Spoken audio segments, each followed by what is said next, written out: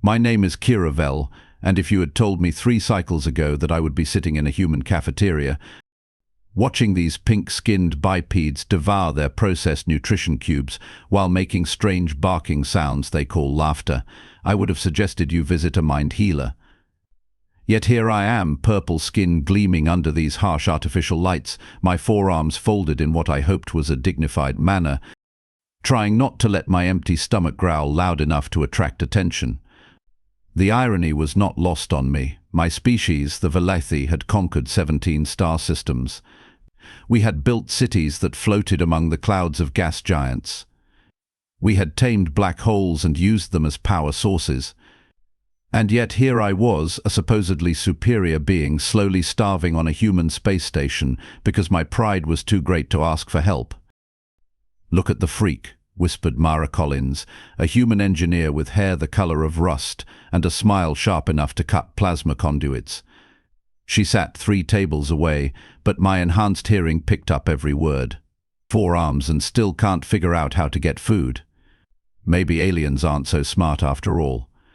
Her companions erupted in that peculiar human sound again. Laughter, they called it. A biological response to perceived humor that involved violent expulsion of air through their breathing apparatus.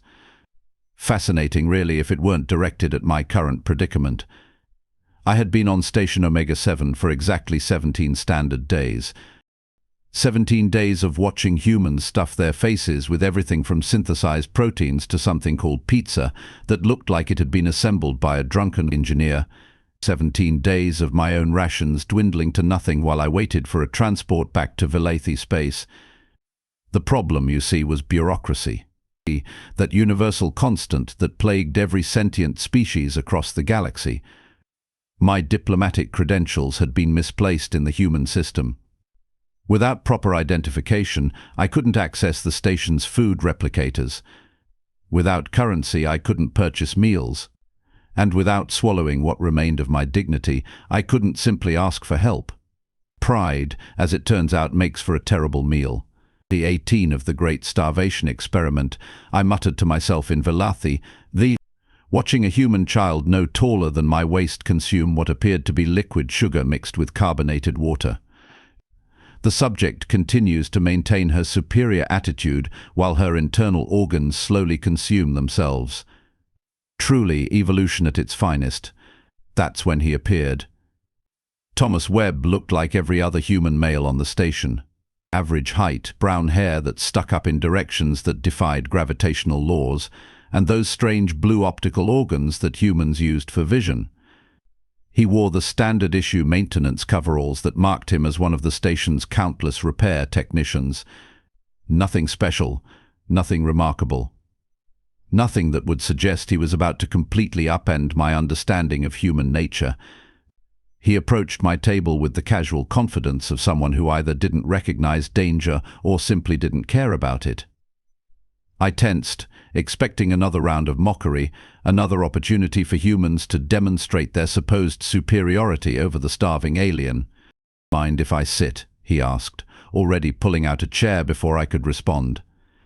I stared at him with all 4 of my eyes, ability that typically made humans uncomfortable enough to leave me alone. Thomas just smiled and settled into his seat as if he'd been invited to a formal dinner. "I'm Thomas," he said, unwrapping what appeared to be a nutrition bar. "Tom, actually. Nobody calls me Thomas except my mother, and she's been dead for 5 years, so I guess that makes you nobody." The casual mention of his deceased parent should have been disturbing, but humans, I had learned, possessed a peculiar relationship with mortality. They acknowledged death while simultaneously ignoring its inevitability, another evolutionary paradox that somehow worked for them. "I am Kira-Vel of the 3rd Noble House of Veltar," I replied, my voice carrying the formal tones my etiquette instructors had drilled into me since childhood. "And you are sitting at my table without permission." "Your table." Tom glanced around the cafeteria with exaggerated confusion. "Funny, I don't see your name on it. But then again, I can't read alien, so maybe it's there in tiny purple letters." Despite myself, I felt one of my secondary mouths twitch. Among my people, such casual disrespect would result in immediate social exile, if not physical combat. Yet there was something refreshing about his complete disregard for protocol. Besides, Tom continued, taking a bite of his nutrition bar, this is the only table with an interesting view. And what exactly makes this view interesting? I asked, genuinely curious despite my annoyance. Well, he said, gesturing toward the far wall where a massive viewport showed the swirling colors of the Andromeda Nebula. Most people look at that and see pretty lights. Me? I see a cosmic furnace where stars are born from the compressed dreams of ancient civilizations. Poetic, right? I blinked all four eyes in sequence, a gesture that in Velathi culture indicated profound confusion. That is surprisingly philosophical for a maintenance worker. Hey now, Tom said, raising his hands in mock offense. Just because I fix broken things for a living doesn't mean I can't appreciate the universe's more artistic moments. Besides, somebody has to keep this bucket of bolts running so you fancy diplomatic types can have your important conversations about what exactly do diplomats from the third noble house of Veltar discuss anyway? The question hit closer to home than I cared to admit. My diplomatic mission had been a failure from the start. The humans had requested trade negotiations, but it quickly became apparent they were more interested in studying Velathi technology than establishing meaningful economic partnerships. I had spent 3 weeks in pointless meetings, watching human officials nod politely while taking notes about our ship designs and energy systems. We discuss matters of mutual benefit between our species, I said, falling back on the standard diplomatic response. Ah, Tom nodded sagely, the old mutual benefit speech. Let me guess. The humans want your tech and your people want what exactly? Our charming personalities. I couldn't help it. I laughed. It wasn't the melodious trill that passed for laughter among the Velathi. It was a short, sharp bark that sounded disturbingly similar to human amusement. Tom's eyebrows rose in surprise, and I quickly composed myself. Your species does possess certain unique qualities, I admitted reluctantly. Like our ability to make fun of starving aliens. Tom asked, his tone suddenly serious. My forearms tensed involuntarily. So he had noticed my condition. Of course he had. Humans might be primitive in many ways, but they were surprisingly observant when it suited them. I am not starving, I said, the lie tasting bitter even as I spoke it. Right, Tom said, pulling another nutrition bar from his pocket. And I'm not a lowly maintenance worker who's been watching you sit in this cafeteria for the past week, looking longingly at everyone else's food while your skin gets paler by the day. Velathi's skin did indeed lose its vibrant purple coloration when we were malnourished. It was an evolutionary trait designed to signal distress to other members of our species. Unfortunately, it also made it impossible to hide hunger from anyone who knew what to look for. Perhaps, I said carefully, my nutritional needs are simply different from human requirements. Perhaps, Tom agreed, but I'm betting they're not so different that you'd turn down a perfectly good protein bar if someone offered it to you. He slid the nutrition bar across the table toward me. I stared at it as if it were a live explosive device. Why? I asked. Why what?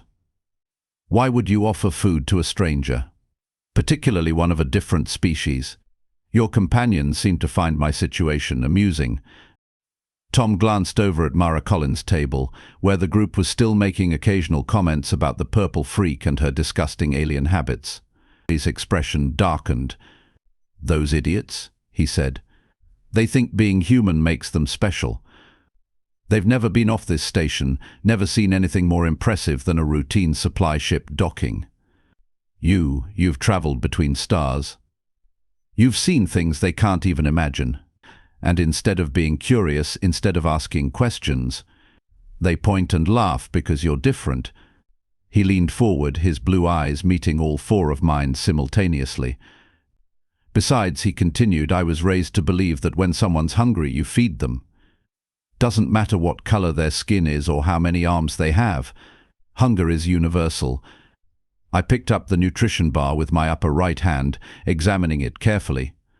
Human food was notoriously unpredictable. Some of it was surprisingly palatable, while other items could only be described as culinary war crimes. "This will not poison me?" I asked. "Well," Tom said with a grin, "it hasn't killed me yet, and I've been eating them for 3 years. Of course, human digestive systems are pretty robust. We evolved eating things that would terrify most civilized species." Despite my hunger, I hesitated. Accepting charity from a human would be seen as weakness by my people. The third noble house of Veltar did not beg for scraps from primitive aliens. But then my stomach contracted painfully, reminding me that pride was a luxury I could no longer afford. I unwrapped the bar and took a small bite. It was not terrible. The texture was chewy, like processed algae but with less slime. The flavor was artificial but inoffensive. Most importantly, it was food. "Good?" Tom asked. "Adequate," I replied, then immediately took another, much larger bite. Tom laughed, that strange human sound that somehow managed to convey both amusement and genuine warmth.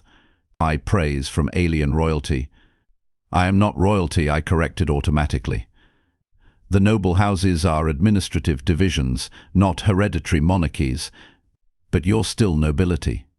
Third-tier nobility, yes. And here you are, sharing lunch with a guy who uncloges waste recyclers for a living. Your parents must be so proud." I nearly choked on my third bite. "How did you know that waste recycling was part of your duties?" "Lucky guess," Tom said. "Plus you've got that look." "What look?" "The look people get when they realize they're talking to someone who's literally dealt with crap.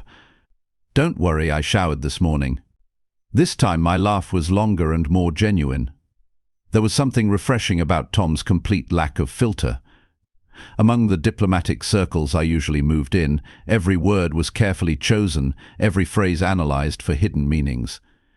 Tom just said whatever entered his mind, consequences be damned. "You are either very brave or very foolish," I observed. "Probably both," Tom agreed. "My ex-wife certainly thought so. Course, she also thought I was boring, lazy, and lacking in ambition, so maybe her judgment wasn't the best." "You were married?" "For about 3 years. Turned out she wanted to marry a starship captain, not a maintenance worker. When it became obvious I wasn't going to magically transform into officer material, she found someone who already had shiny rank insignia." There was pain in his voice, carefully hidden but still detectable. I found myself genuinely curious about this human story. "That must have been difficult." "It was what it was," Tom said with a shrug. "People change. Dreams change. Sometimes the person you thought you married turns out to be someone completely different." I finished the nutrition bar and found myself wishing there was more. My stomach, awakened from its forced hibernation, began demanding additional fuel. "Thank you," I said formally. "Your kindness will not be forgotten." "Don't mention it," Tom said, then paused. "Actually, do mention it. Spread the word that at least one human on this station isn't a complete asshole. It might be good for our species' reputation." "Why do you care about your species' reputation?" Tom was quiet for a moment, staring out at the nebula beyond the viewport. When he spoke again, his voice was thoughtful. "Because someday we're going to be out there," he said, pointing toward the stars. "All of us, not just the diplomats and scientists. Regular people like me are going to be living and working alongside aliens like you. And when that happens, I'd like to think we'll be remembered as the species that helped when help was needed, not the one that pointed and laughed at suffering." His words struck me with unexpected force. In all my dealings with humans, both official and unofficial, I had never heard one express such a long-term perspective on interspecies relations. Most seemed focused on immediate gains, short-term advantages. "You think about the future," I observed. "Someone has to," Tom said. "The big shots are too busy playing politics to worry about what happens after the treaties are signed. But the future? The future belongs to people like us. The ones who actually have to live with the consequences of their decisions. People like us. The little people. The forgotten ones, and the maintenance workers and the stranded diplomats. The ones who don't get their names in history books but somehow keep civilization running anyway. I considered this perspective as I watched Mara Collins and her friends finally leave their table, casting one last disdainful look in my direction. Tom followed my gaze and shook his head. "Don't let them get to you," he said. "They're just scared." Scared? Of me? Of change. Of a universe that's bigger and stranger than they want to admit. You represent everything they don't understand, and humans have a long history of mocking what we fear. And you? Are you afraid of me? Tom looked at me for a long moment, his blue eyes serious and considering. "Terrified," he said finally, "but not for the reasons you might think." Before I could ask what he meant, an announcement echoed through the cafeteria. "Ascension Station Omega-7 residents. All personnel report to emergency stations immediately." "This is not a drill. Repeat, all personnel to emergency stations." Tom was on his feet instantly, his casual demeanor replaced by professional alertness. "What does that mean?" I asked, rising as well. "It means," Tom said grimly, "our lunch date just got a lot more interesting." The emergency klaxons were still wailing when Tom grabbed my upper left arm and started pulling me toward the nearest exit. Around us, humans scattered like startled insects, some running toward their designated stations while others seemed frozen by indecision. "Where are we going?" I shouted over the noise. "Engineering level 5, Tom called back. "If something's wrong with the station's systems, that's where they'll need all hands. But I am not qualified for human engineering protocols." Tom glanced back at me with that infuriating grin. "Maybe not, but you've got 4 hands and enhanced reflexes. Trust me, in an emergency, nobody cares about your species or your qualifications." We reached the maintenance shaft just as Captain Morrison's voice crackled over the intercom. His words made my blood freeze in my veins. "All stations, we have confirmed breach in Sector 7. Unknown vessel has attached to our hull. Repeat, we are being boarded by unknown hostiles." Tom stopped so suddenly that I nearly crashed into him. "Boarded," he whispered. "Who the hell would be crazy enough to attack a neutral station?" I knew the answer, and it filled me with a dread colder than the void between stars. "Pirates," I said. "Specifically, Krex raiders. Friends of yours?" "Hardly. The Krex are scavengers who prey on shipping lanes and isolated stations. They have no concept of diplomacy, negotiation, or mercy. If they are here," I swallowed hard, "they are here to strip everything of value, including the inhabitants."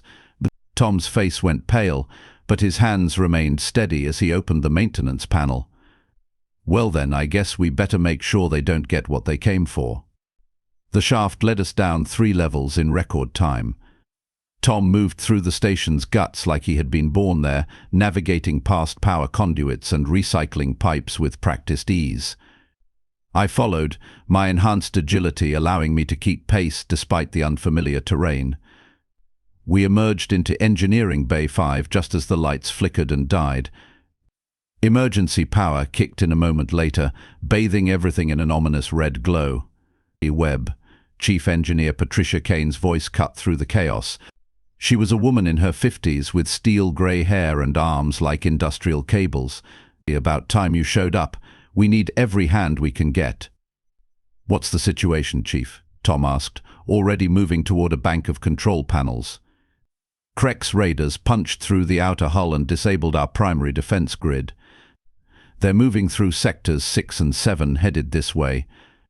We've got maybe 20 minutes before they reach the core systems." 20 minutes to do what? Kane's smile was sharp enough to cut diamond. 20 minutes to give these bug-eyed bastards the surprise of their lives. That's when she noticed me standing behind Tom, my purple skin practically glowing under the emergency lights. "What the hell is that thing doing here?" she demanded. "Chief Kane, meet Kira-Vel," Tom said calmly. "She's Velathi nobility, which means she probably knows more about advanced technology than half your engineering crew combined.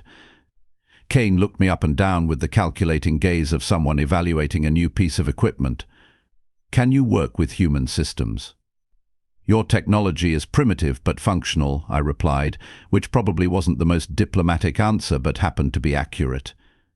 What do you need me to do? See that plasma conduit junction. Kane pointed to a massive tangle of cables and pipes near the ceiling. It needs to be manually recalibrated, but it's in a space too small for humans and too dangerous for our maintenance bots. I studied the junction with all four eyes. The space was indeed cramped, barely large enough for my more compact Valet frame. More concerning were the energy readings radiating from the plasma feeds. One mistake would result in instant vaporization. What happens if I succeed? I asked. We'll have enough power to activate the emergency defense protocols, Kane said. Automated weapons, security barriers, the works. And if I fail? We all die anyway when the Kreks get here. I had to admire human pragmatism. No false promises, no sugar-coated reassurances. Just brutal honesty about our situation. Very well, I said, already calculating the best approach to the junction. But I will need someone to monitor the plasma flow while I work. I'll do it, Tom volunteered immediately. Kane shook her head. Webb, that's a two-person job minimum. If something goes wrong up there, she'll need backup. Then send someone else with me. I'm not risking 3 people on a jury-rigged repair that might not even work. Chief, Tom said quietly, if this doesn't work, we're all dead anyway. At least this way we're dying while doing something useful. Kane stared at him for a long moment, then nodded grimly. Fine, but if you get yourself killed, I'm putting a bad performance review in your permanent file. Tom actually laughed, looking forward to it. The climb to the junction was harrowing. The emergency lighting cast crazy shadows that made every surface look unstable. Worse, I could hear the distant sounds of combat echoing through the station's corridors. The Kreks were closer than anyone wanted to admit. So, Tom said as we reached the maintenance platform, on a scale of 1 to 10, how likely are we to survive this? Honestly, I began working on the first set of connections, my 4 hands allowing me to manipulate multiple systems simultaneously. Perhaps 3. That's better odds than my last marriage. Despite everything, I found myself smiling. You use humor to cope with stress. It's either that or panic, and panic doesn't fix plasma conduits. The first junction came online with a satisfying hum. I moved to the second, more complex array of connections. These required precise timing and coordination. One wrong move would cascade through the entire power grid. Tom, I said carefully, I need you to monitor the plasma pressure in conduit 7. When I tell you, reduce the flow by exactly 40%. Got it. I positioned all 4 hands on the connection points. The plasma energy was so intense I could feel it through my protective gloves, like holding miniature stars in my palms. Now, I called. Tom's hands flew over the controls. The pressure readings dropped precisely as needed, and I managed to complete the connections without being reduced to component atoms. 1 down, 2 to go, I muttered. That's when the first explosion echoed through the engineering bay. They're in Sector 5. Kane's voice crackled over the comm. Whatever you two are doing up there, do it faster. The second junction was even more delicate than the first. It required me to essentially rewire the entire power distribution network while maintaining perfect balance across 6 different energy flows. Among my people, such work was considered art as much as engineering. Kira-Vel, Tom said suddenly, I need to ask you something. Now is not the ideal time for conversation, I replied, concentrating on a particularly stubborn connection. If we don't make it out of this, I want you to know something. Thomas Webb, do not you dare start giving me a deathbed confession while I am handling enough energy to power a small moon. It's not a confession, it's more like gratitude. Despite myself, I glanced at him. His face was serious, focused on his monitoring duties, but somehow peaceful. Gratitude for what? for reminding me why I became an engineer in the first place.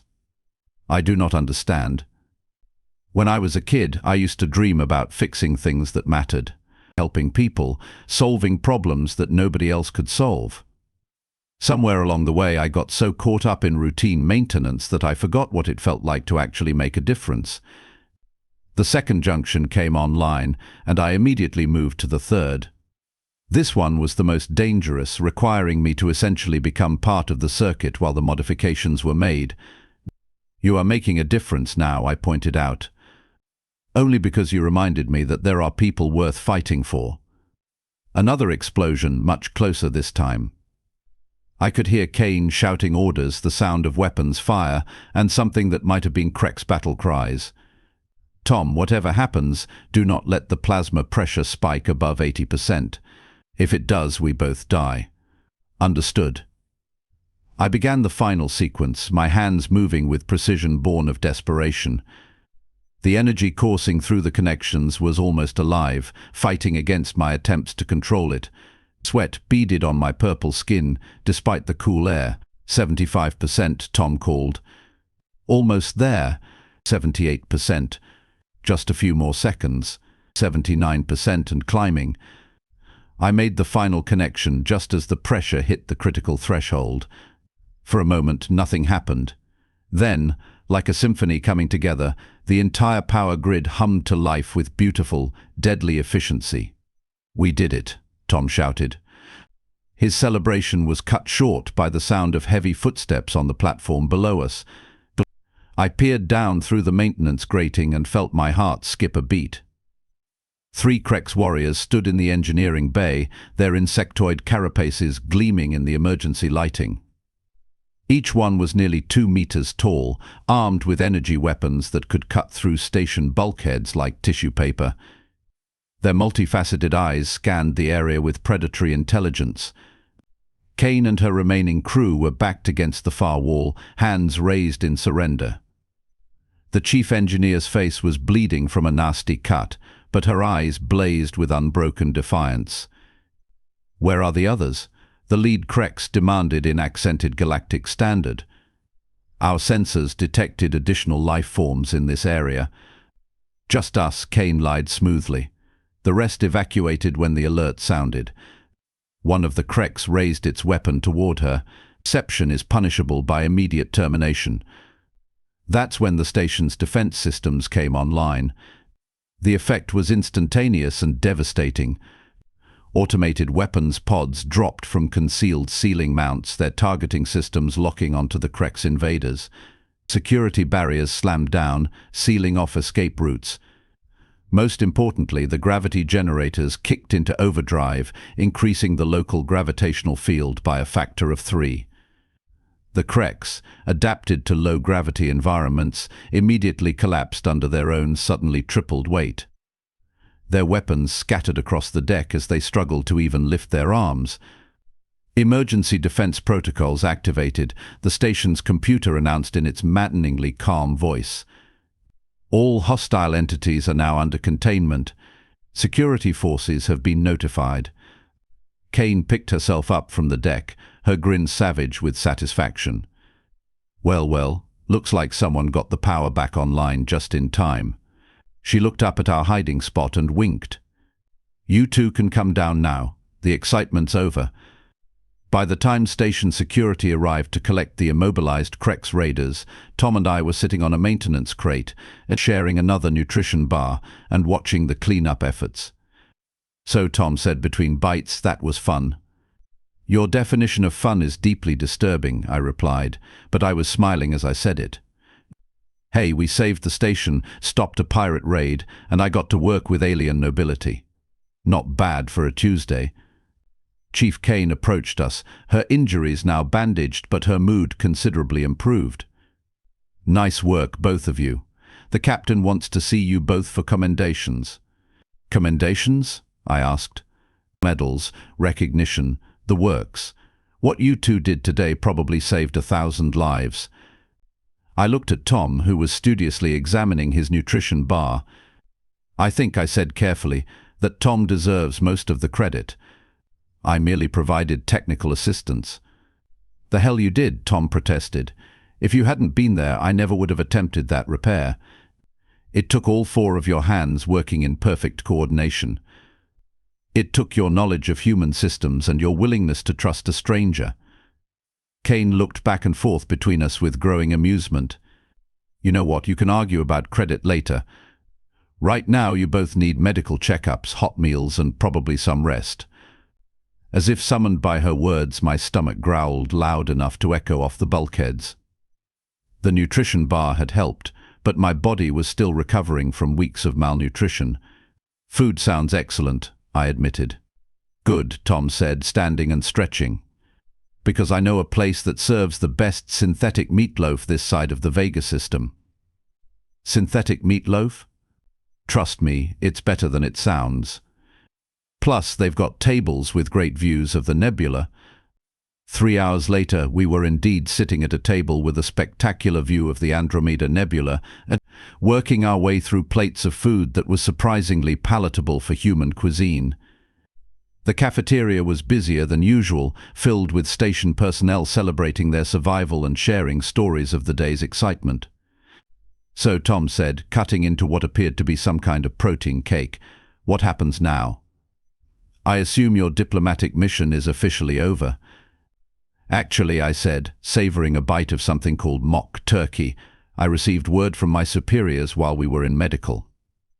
It seems that news of today's events has reached the Valathi High Council. Good news or bad news? It's both.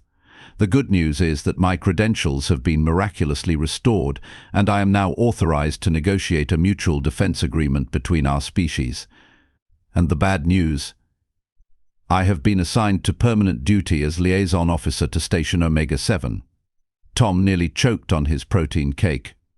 Permanent duty? Here? It seems the High Council was impressed by the cooperation displayed between humans and Valathi during the crisis. They want to establish a permanent diplomatic presence to facilitate future collaboration. And they chose you? They chose the Valathi, who proved that successful interspecies cooperation was possible, even under extreme circumstances. Tom was quiet for a moment, processing this information. When he looked up, his expression was unreadable. "So you'll be staying on the station indefinitely?" "For the foreseeable future, yes." "And you're okay with that? Being stuck on a human station, dealing with people like Mara Collins and her friends?" I glanced over at the table where Mara and her companions usually sat. It was empty now, but I had heard through station gossip that her opinion of me had changed considerably after word spread about my role in stopping the Krek's raid. "I think," I said carefully, "that my experience here has taught me that humans are far more complex than I initially believed. Some may mock what they do not understand, but others," I smiled at Tom. "Others offer food to hungry strangers and risk their lives to save people they barely know. Even maintenance workers who unclog waste recyclers. Especially maintenance workers who unclog waste recyclers." Tom laughed, that wonderful human sound that I was beginning to genuinely appreciate. "Well then, I guess I should officially welcome you to Station Omega-7, permanent resident alien diplomat. And I should thank you, Thomas Webb, for showing me that kindness can exist between any two beings, regardless of species, status, or the number of arms they happen to possess." We sat in comfortable silence for a while, watching the nebula's colors shift and swirl beyond the viewport. Around us, the normal sounds of station life continued, but somehow everything felt different now. Changed. You know, Tom said, "Eventually I never did get to finish explaining why you terrify me." "Oh yes, you mentioned that. Please enlighten me." Tom's expression grew thoughtful, almost vulnerable. "You terrify me because you're everything I never knew I was looking for in a friend. Someone who challenges me, who makes me want to be better than I am, who sees possibilities where I only see problems." I felt warmth spread through all four of my hearts, a sensation I had not experienced since leaving my homeworld. "And that frightens you?" "It terrifies me because now I know what I've been missing all these years. The question is, what do I do with that knowledge?" I reached across the table with my upper right hand and gently touched his arm. Perhaps, I said, you start by accepting that the future you spoke of earlier, the one where humans and aliens work together as equals, has already begun. Tom looked down at my hand on his arm, then back up at my 4 eyes. His smile was soft and genuine. You know what? I think I can live with that kind of terror. Good, I said, picking up my fork with my lower left hand while keeping my upper right hand on his arm. Because I have a feeling this is just the beginning of a beautiful and terrifying friendship. Outside the viewport, the Andromeda Nebula continued its eternal dance of creation and destruction, indifferent to the small miracle taking place at a cafeteria table on a human space station. But miracles, I had learned, did not require cosmic acknowledgement to be real. Sometimes they just required one person to offer food to another and say, "Come eat with me." And sometimes, just sometimes, that was enough to change everything.